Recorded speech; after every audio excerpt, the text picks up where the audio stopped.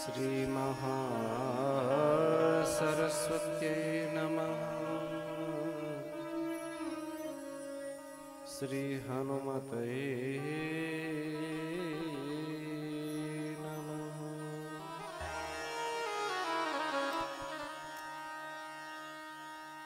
गुरुर्ब्रह्मा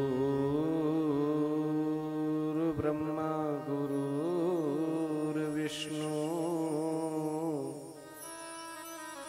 गुरुर्देव महेश्वर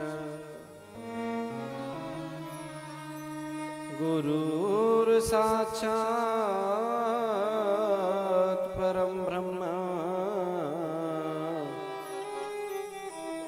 तस्मै श्री गुरुवे नमः। गजाननं भूतगणादिसेवितं कपित्तजम्बूफलचारुभक्षणम् उमासुतं शोकविनाशकारकं नमामि विघ्नेश्वरपादपङ्कजम्। हे कृष्ण करुणा सिंधो दीनबंधो जगत्पते गोपेश गोपिका कांत राधा कांत नमोस्तुते।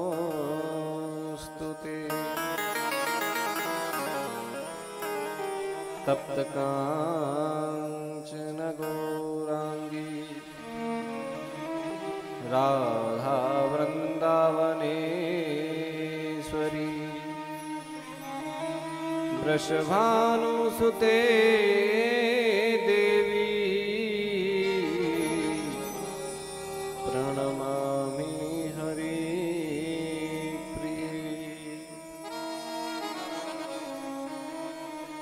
मूकं करोति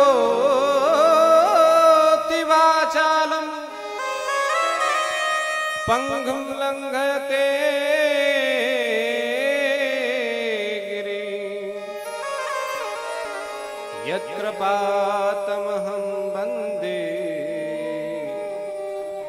परमानन्दमाधवम्।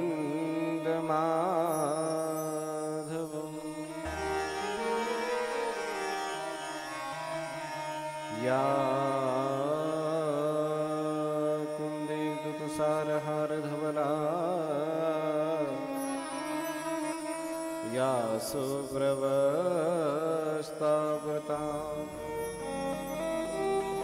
या वीणावरदण्डमण्डतकरा या श्वेतपद्मासना या ब्रह्माच्युत शंकर प्रभुतवै देवहि सदा वंदिता सा मां पातु सरस्वती भगवती निशेषजाड्यापहा।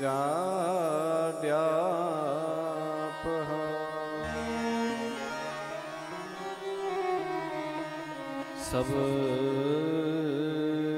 द्वारन को छोड़ के और मैं आयो री तेरे द्वार। हे वृषभानु की लाडली निक मेरी ओर निहार। हे कागा सब तन खाइयो और मेरो चुन चुन खई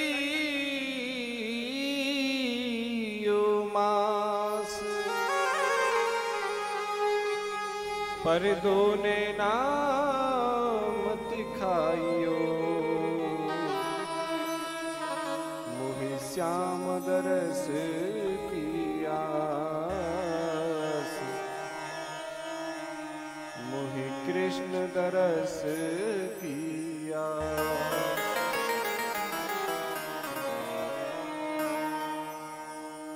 परम मंगलमय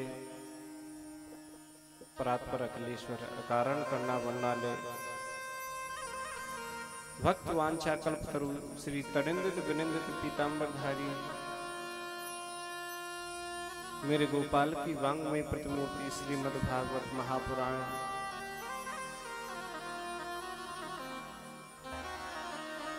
मेरा गोपाल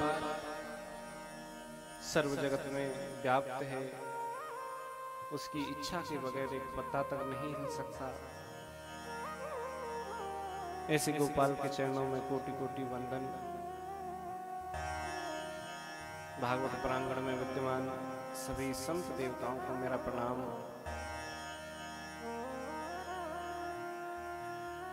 सभी विद्वत जन, सभी बुजुर्ग लोग, सभी ब्राह्मण देवता, सभी माताओं को मेरा प्रणाम। सभी भाइयों बहनों बाल गोपालों को व्यासपीठ की तरफ से हार्दिक अभिनंदन।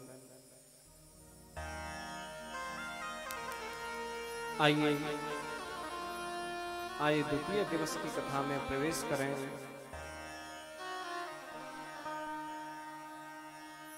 कल समय के अभाव में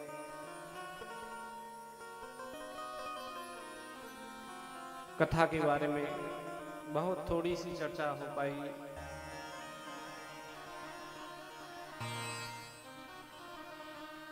व्यवस्थाएं जैसे कथा की बनती हैं उसी प्रारूप से फिर कथा स्थान ग्रहण करती है।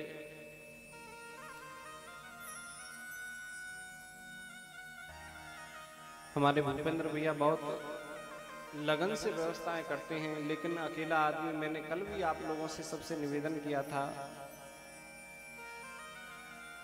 अकेला कोई कुछ नहीं कर सकता ऐसे कार्यों में। सब लोगों से मेरा यही निवेदन है, भैया रोज की व्यवस्थाएं, सुबह की व्यवस्था, सुबह आपका जब व्यवस्था का कोई क्रम नहीं होता तो आज देखो हवन कितने देरी से आरंभ हुआ। सामान वगैरह सब कुछ बाजार से जो लाना है, नित्य का जो कर्म है उसको जल्दी से ले आया करो, व्यवस्थाएं संभालो, तभी कार्यक्रम बढ़िया ढंग से सुचारू रूप से चालू हो पाएगा समय पर।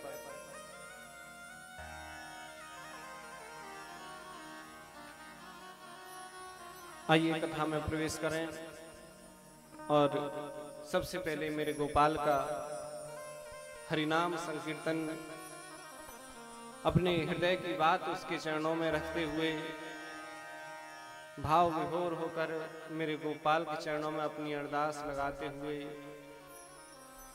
आइए प्रेम से गाते हुए चलें।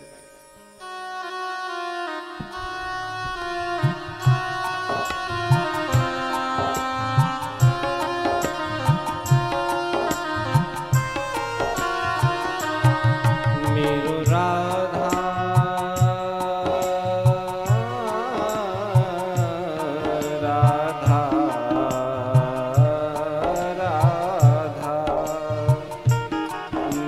राधा रमन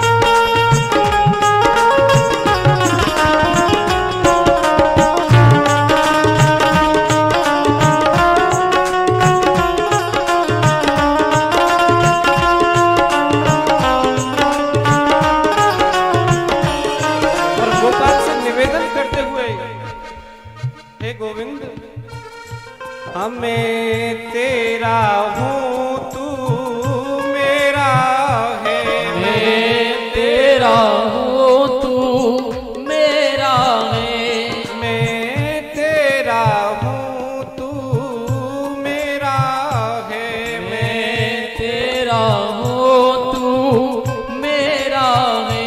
और जग में घनघोर अंधेरा है, जग में घनघोरी अंधेरा है। आजा मेरे रमन बिहारी, आजा मेरे रमण बिहारी।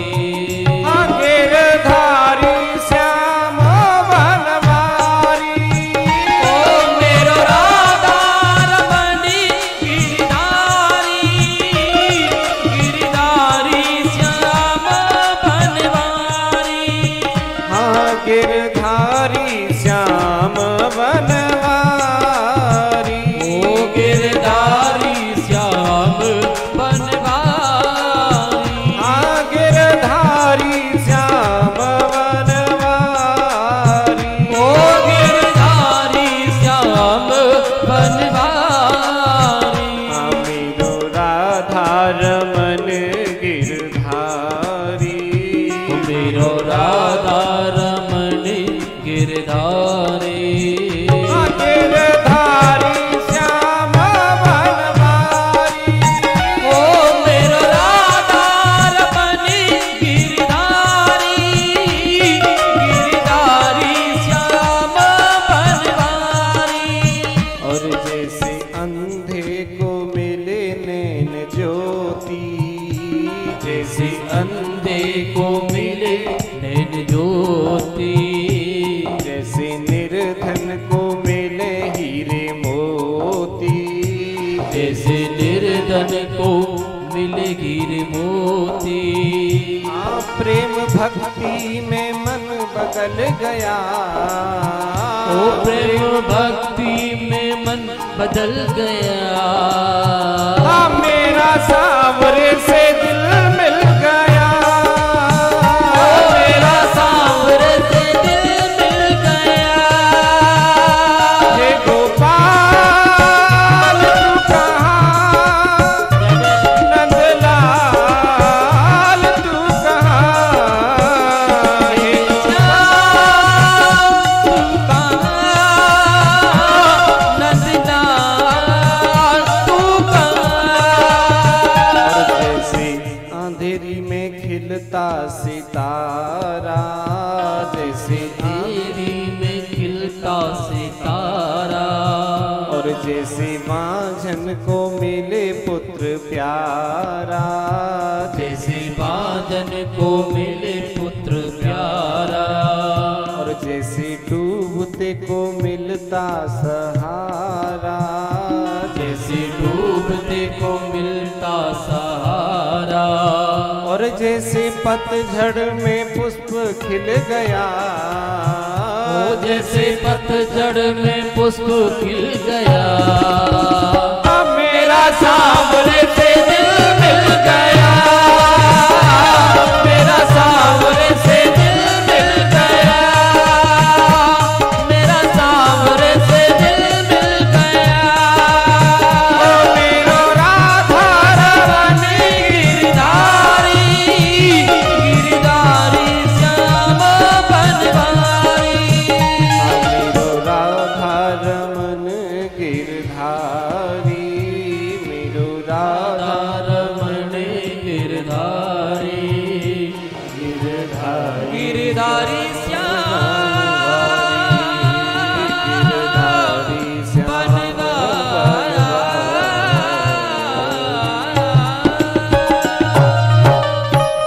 बोली वृंदावन बिहारी लाल की जय, बोली राधे जी सरकार की जय।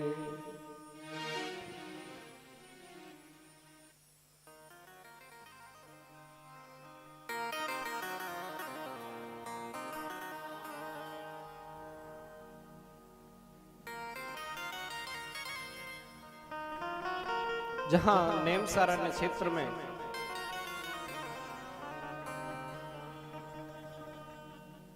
कथा आरंभ हुई। सूत जी महाराज शौनक आदि ऋषियों को कथा श्रवण कराते हैं। शौनक आदि जिसने भी 18,000 ऋषियों का उल्लेख आया।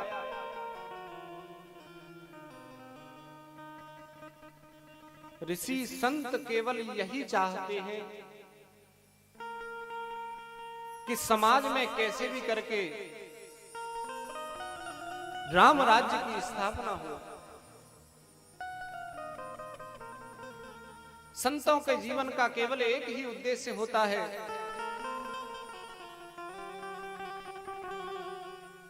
कि समाज में राम राज्य की स्थापना हो जाए। अभी बहुत सौभाग्य की बात, सद्भाग्य की बात, ठाकुर कृपा से अयोध्या में मेरे प्रभु श्री राम राघवेंद्र सरकार की जन्मभूमि जहां है, वहां भव्य मंदिर आयोजित हो रहा है।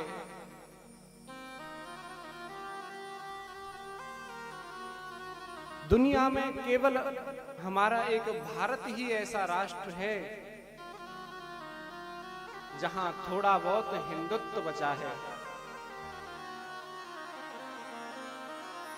और कोई देश हिंदुओं का नहीं है, हिंदुत्व का नहीं है। हम और आप इतने बड़े भाग्यशाली हैं। देखो, संसार को चलाने वाली सरकार, भाई जैसे किसी देश को चलाने के लिए सरकार नियुक्त होती है, उसी प्रकार इस संसार को चलाने के लिए सरकार नियुक्त होती है।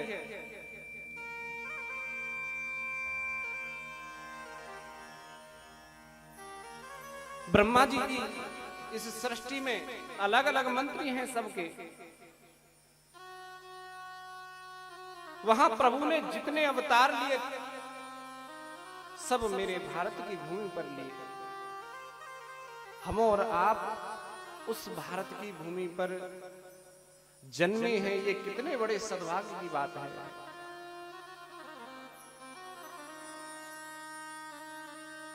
आजकल संतों को इतना ज्यादा सम्मान नहीं दिया जा रहा।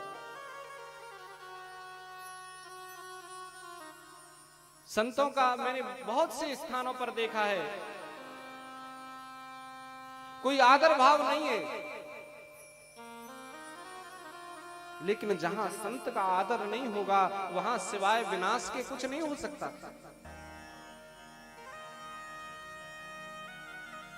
बहुत लोग कह देते हैं संतों के बारे में, अरे भाई कपड़ा रंगा ले और चल दे है गए बाबा। अरे साहब, कपड़े रंगाना कोई आसान बात नहीं है।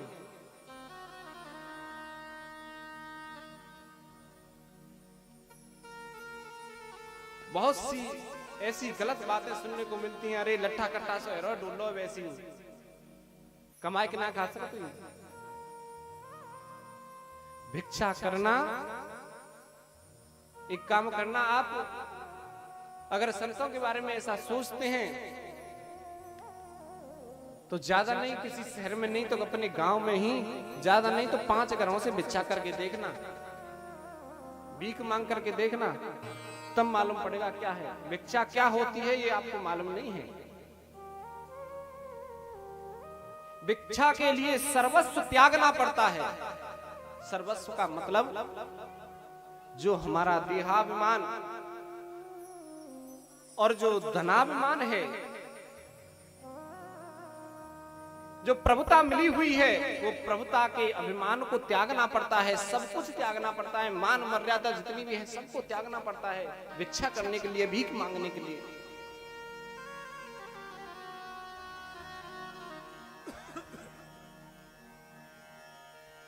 संत कौन है? भरत जी महाराज संत थे। रामचरितमानस की कथा में सबसे उत्तम चरित्र जो था वो था भरत जी महाराज का।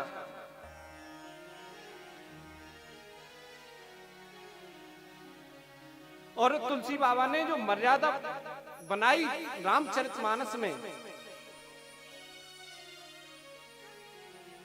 उस मर्यादा पर हम अगर थोड़ा सा भी ध्यान दे दें, हमारा परिवार किस प्रकार चलना चाहिए। रामचरितमानस में केवल मर्यादा बांधी है प्रभु ने। भाई से भाई का प्रेम क्या होना चाहिए, कैसे व्यवहार होना चाहिए भाई किसे भाई का, पिता पुत्र का क्या व्यवहार होना चाहिए, पति पत्नी का क्या व्यवहार होना चाहिए, मर्यादा बनी है रामचरितमानस में। और इतना सरल उपदेश मैं समझता हूं कोई शास्त्र नहीं दे सकता। रामचरितमानस के ऊपर अगर थोड़ा सा गहन अध्ययन हम कर लें, मनन कर लें रामचरितमानस, किसी भी परिवार में कलेश नहीं हो सकता।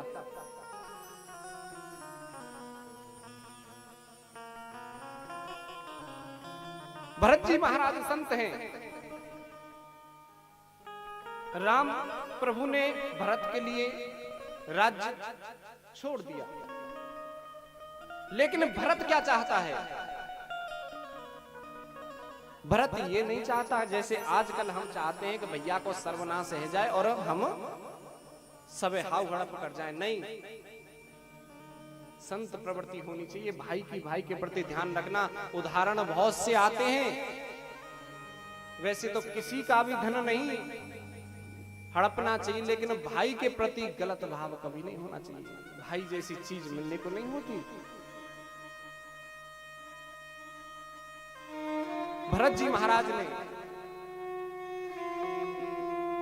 केवल एक ही विचार मन में लाए, जब से राम वनवास को गए हैं, कि कुछ भी हो जाए मुझे राम राज्य कराना है। कि विधि होए राम अभिषेकु, मुहे अवत कहि उपावन ले।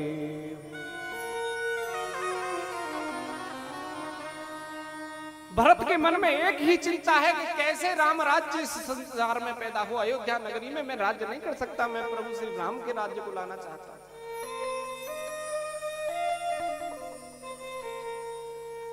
संत का केवल एक ही विचार होता है कि समाज में राम राज्य की स्थापना हो जाए। संतों के चरणों में कोटि कोटि वंदन करना चाहिए हमें। जब तक संतों का आदर नहीं होगा, समाज सुधरेगा नहीं। भागवतों का, रामायणों का, जितने भी धर्म कार्य होते हैं, सबका तभी फल मिलेगा जब संतों का सम्मान होगा।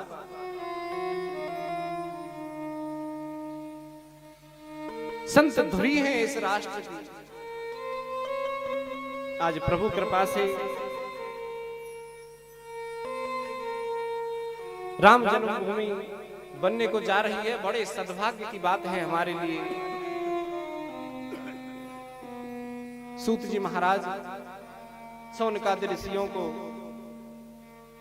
कथा श्रवण कराते हैं। सबसे पहले मंगलाचरण सूत जी महाराज ने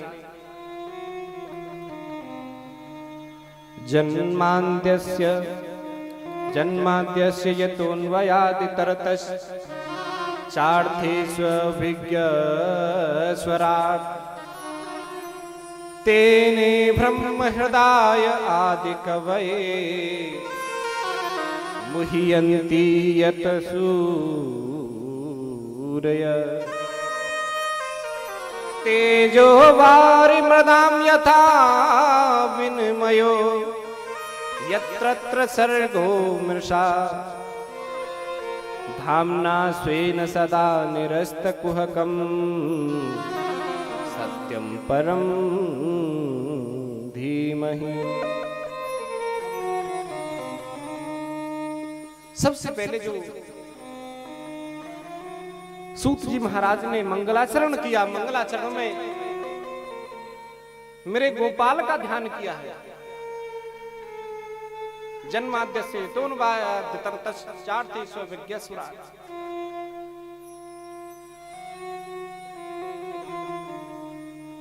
प्रभु श्री कृष्ण के बारे में, मेरे गोपाल के बारे में सूत जी कहते हैं कि इसने जन्म लेते ही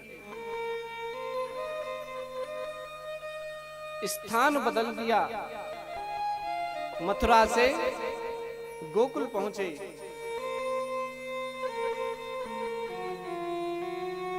अभिज्ञ स्वराज जो लीलाएं की, ब्रज की लीलाएं मेरे गोविंद ने, इतनी विचित्र लीलाएं हैं, दुनिया इनके बारे में ये बोलती है कि इसके माँ बाप का कोई पता नहीं। एक माँ ने जन्म दिया, दूसरी ने पाला, ऐसा सुंदर जिसका चरित्र रहा, धामना स्वेन सदा नरस्तकुहकम सत्यम परम धीमहि। ऐसा गोपाल, ऐसा गोविंद, उस ब्रह्म के चरणों में कोटि कोटि वंदन है। सत्यम परम धीमहि, प्रथम श्लोक में सच्चिदानंद रूपाय, मेरे प्रभु को सच्चिदानंद कहा, लेकिन यहां सत्यम परम धीमहि, वो सत्य जो अटल सत्य है, वो क्या है? मेरा गोपाल। कुछ इस संसार में नहीं रहेगा, लेकिन वो जरूर रहेगा। हरि व्यापक सर्वत्र समाना, हरि व्यापक सर्वत्र समाना, हरि व्यापक सर्वत्र समाना, हरि व्यापक सर्वत्र समाना, प्रेम से प्रकट होए में जाना, प्रेम से प्रकट हुए में जाना।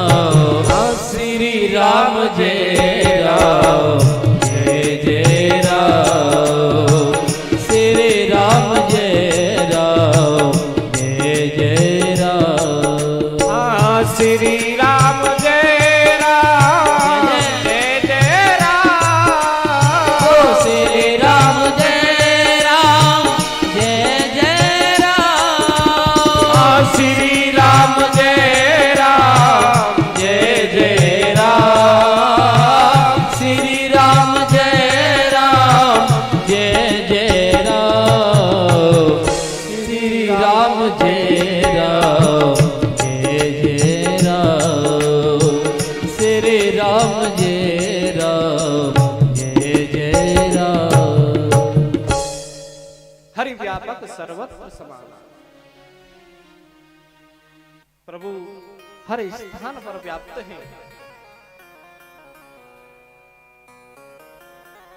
आज सौनकादि ऋषियों ने सूत जी महाराज को देखा, मंगलाचरण किया है। सूत जी महाराज ने चरणों में निवेदन किया सौनकादि ऋषियों ने, हे प्रभु, आप हमारे अज्ञान रूपी अंधकार को दूर करने के लिए बड़े सद्भाग्य से हमारे मध्य विराजे हैं। आपसे कुछ निवेदन करना है। सूत जी महाराज कहने लगे, तो बताओ ऋषियों, मैं आपके लिए क्या कर सकता हूं? सौनकादि ऋषि कहने लगे, सूत जी, हमारे मन में कुछ जिज्ञासा है, और आज हम आपसे कुछ प्रश्न पूछना चाहते हैं।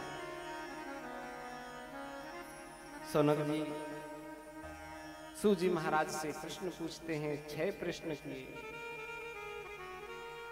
पहला प्रश्न किया, महाराज ये बताओ कि इस जगत में सबसे बड़ा धर्म क्या है?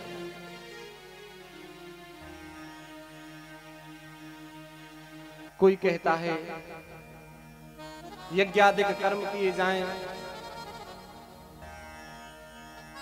कोई कहता है कि रामायण का पाठ किया जाए,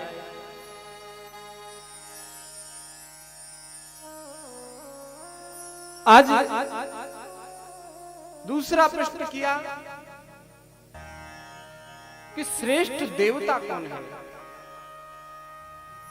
हम मंदिर में जाते हैं और जाकर देखते हैं किसी भी मंदिर में एक तरफ कन्हैया जी की मूर्ति लगी हुई है, दूसरी तरफ शिव परिवार लगा हुआ है, मां लक्ष्मी बैठी हुई हैं, इतने देवी देवता हैं। प्रभु ये बताइए श्रेष्ठ देवता कौन सा है।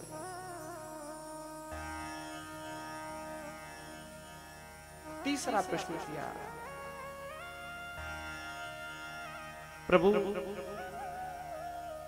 हमने बहुत सत्संगियों से सुना है कि प्रभु अजन्मा है,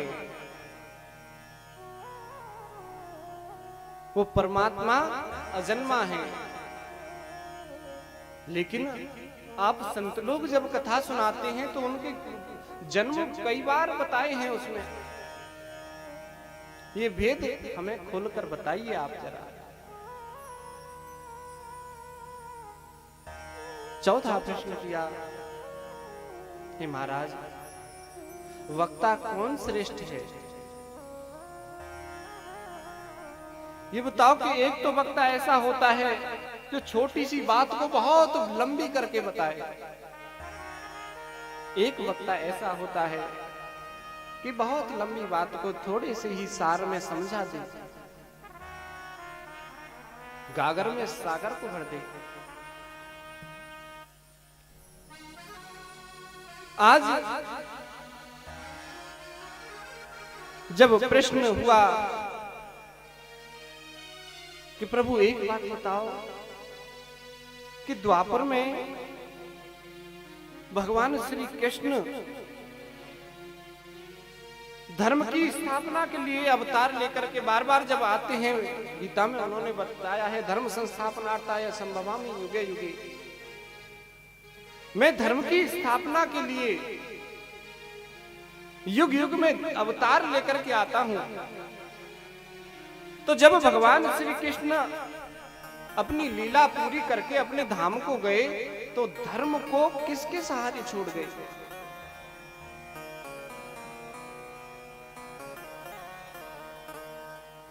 आज ऋषियों ने बड़े सुंदर प्रश्न किए, सूत जी महाराज सुनकर के गदगद हो गए,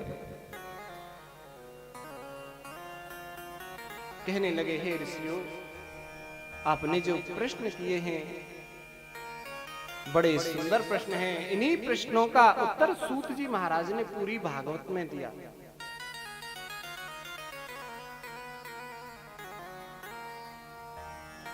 सूत जी महाराज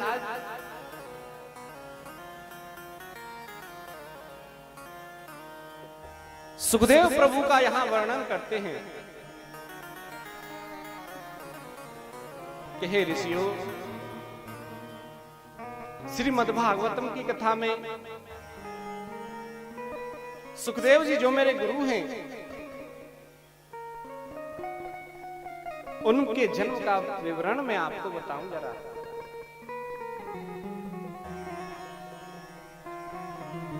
यम प्रवजन्तुमनपेतमपेत कृतं द्वैपायनो विरह कातर आजुहाव पुत्रेति तन्मयतया तरवो विनेदुष्पूत हृदयं मुनिमानतोऽस्मि।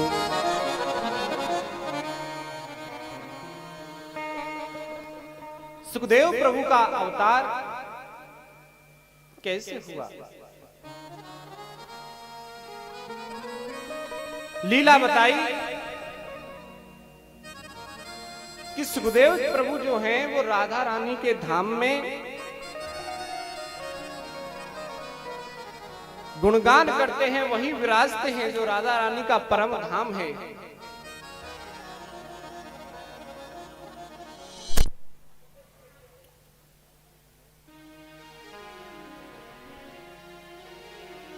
यहां थोड़ी सी शंका होती है।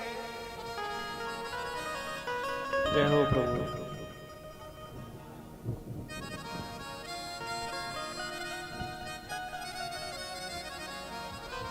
कि राधा रानी के धाम का जहां वर्णन आया, संतों ने अपने भाव से वर्णन दिया। राधा रानी के धाम में सुखदेव प्रभु निवास करते हैं।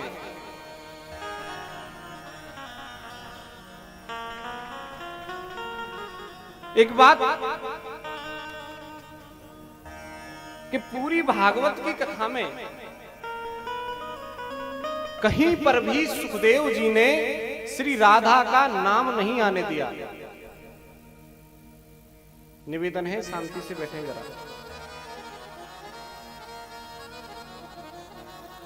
सुखदेव जब परीक्षित को कथा श्रवण करा रहे हैं, पूरी भागवत में राधा का नाम नहीं आया।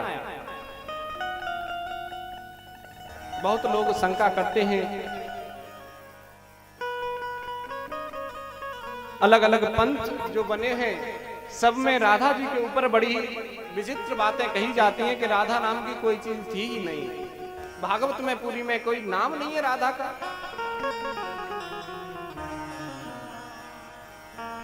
लेकिन भागवत में नाम राधा का क्यों नहीं है?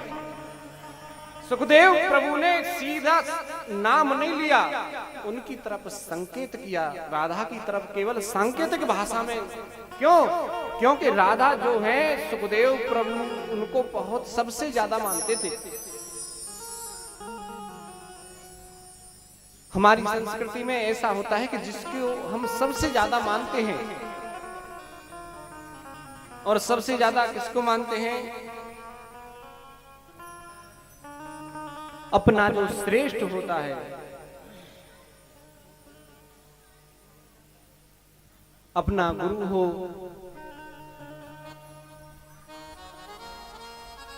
जैसे कि हमारी माताएं अपने पति को मानती हैं। हमारी संस्कृति के अनुसार, अब तो खैर जमाना बिल्कुल अलग थलग हो गया, लेकिन पुराने जमाने की बड़ी बूढ़ी अपने पति का नाम नहीं लेती थी कभी। उसको संकेत की भाषा में समझाती थी, लेकिन अपने आदमी को नाम जुबान पर नहीं आने देती। आजकल तो सीधा बोला जा रहा है, डायरेक्टली फूहड़ पर। बिल्कुल सुखदेव प्रभु ठीक उसी प्रकार राधा रानी का इतना सम्मान करते थे कि उनका नाम अपनी जिह्वा से लिया नहीं। लेकिन राधा के बारे में उनके होने का प्रमाण अगर देखा जाए,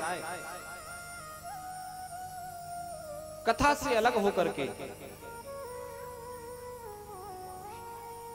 कोई भी समाज, हर समाज के व्यक्ति के लिए मैं आपको बता दूं कि ऋग्वेद पढ़ना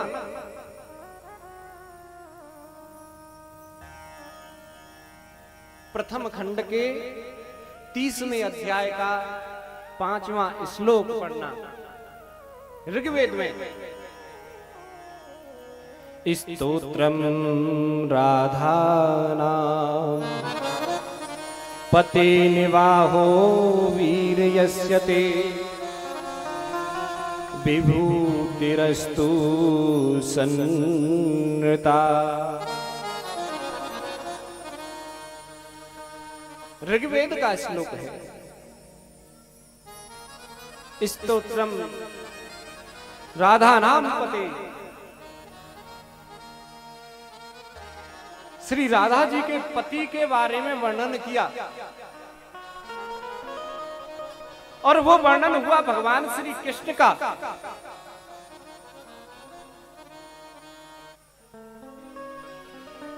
भगवान श्री कृष्ण का ऋग्वेद में वर्णन किया राधा जी के पति के स्वरूप में।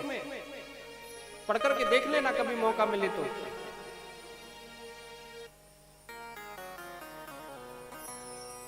राधा जी का वर्णन वेद से ही चला आ रहा है, और हम और आप लोग उनके ऊपर। अब यहां एक और बात बहुत लोगों के मन में विचार आ जाता है कि राधा का तो विवाह ही नहीं हुआ था भगवान श्री कृष्ण के साथ में।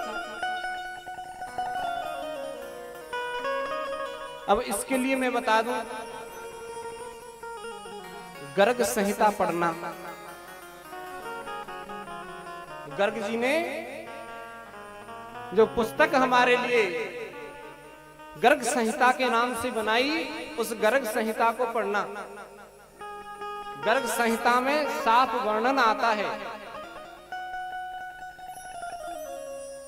राधा जी कन्हैया को लेकर के, राधा जी बड़ी थी ना कन्हैया से, नंद बाबा से कन्हैया को मांगा राधा ने, और मांग करके खिलाते खिलाते लेकर के पहुंची कहां, भांडीर वन में। भांडीर वन नाम की जगह अभी हमारे माठ क्षेत्र में है, और वो स्थान भी है, आप देखना कभी जाकर के, जहां राधा का विवाह हुआ। भांडीर वन पहुंची राधा और प्रभु से निवेदन किया, प्रभु अपने असली स्वरूप में आइए। नंद बाबा उसके साक्षी थे। वहां ब्रह्मा जी आए हैं, ब्रह्मा जी ने मंत्र बोले हैं, राधा जी का विवाह कराया है मेरे गोपाल के साथ। गर्ग संहिता पढ़ना आप। और राधा और कृष्ण का अगर वर्णन किया जाए तो न तो राधा कहीं अलग है, न कृष्ण अलग है, दोनों एक ही स्वरूप है। ये तो केवल लीला है। आज सूत जी महाराज ने सत्यम परम धीमहि कह करके तभी पुकारा था कि वो तो सत्य है केवल, और सब झूठा है। आज सुखदेव प्रभु राधा रानी के धाम से, राधा रानी के द्वारा प्रेरित हुए। राधेजू कहती हैं, हे सुखदेव, आपको बहुत दिन हो गए यहां मेरे धाम में, आप पृथ्वी लोक पर जाइए, मेरा और अपने प्रभु के नाम का गुणगान करिए। राधा जी जब आदेश करती हैं, सुखदेव जी कहने लगे, मां मैं चला जाऊंगा, लेकिन मुझे एक चिंता सता रही है। क्या? कि मां जैसे ही मैंने सुना है कि पृथ्वी लोक पर कोई जाता है तो प्रभु की माया उसे जकड़ लेती है। हाँ, भूमि गिरत भाटावर पानी, भूमि गिरत भाटावर पानी, जन गिरत भाटावर पानी, और जन जीव ही माया लिपटानी, जन जीव ही लिपटानी।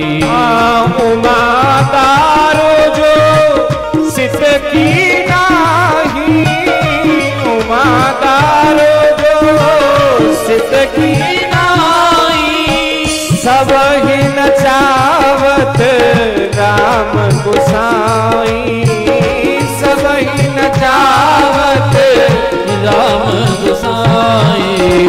श्री राम जय राम जय राम, श्री राम जय राम जय राम, श्री राम जय राम। प्रसन्न है ठाकुर जी, देखो क्या करते हैं।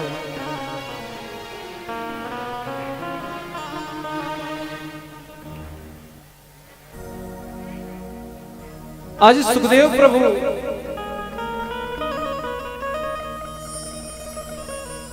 राधा रानी से जैसे ही कहते हैं कि प्रभु की माया मुझे जकड़ लेगी मां, राधा रानी कहते हैं, हे पुत्र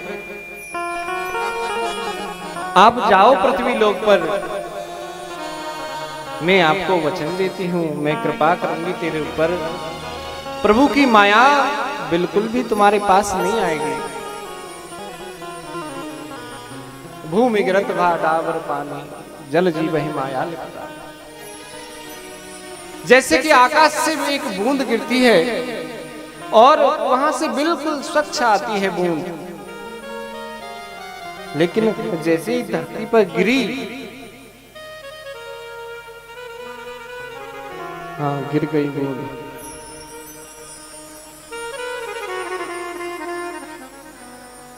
धरती पर आते ही मिट्टी में मिलकर के, रेता में मिलकर के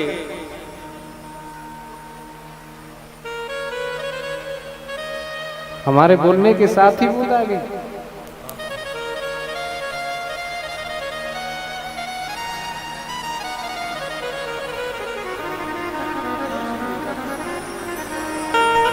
जय हो महाराज।